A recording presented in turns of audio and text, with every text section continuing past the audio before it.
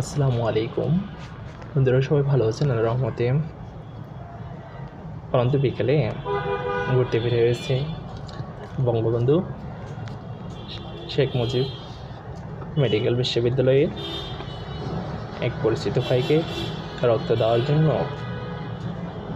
সেখানে ভিতরের পরিবেশ একেবারে আপনাদের সকলের বাড়ি হবে, প্রকৃতি ভরপুর। এটা হলো ট্রান্সমিশন মেডিকেল সেন্টার।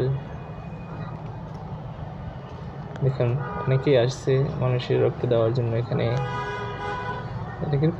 একেবারে পরিবেশটা সুন্দর, অনেক নিট অ্যান্ড ক্লিন। শহরের ভিতরে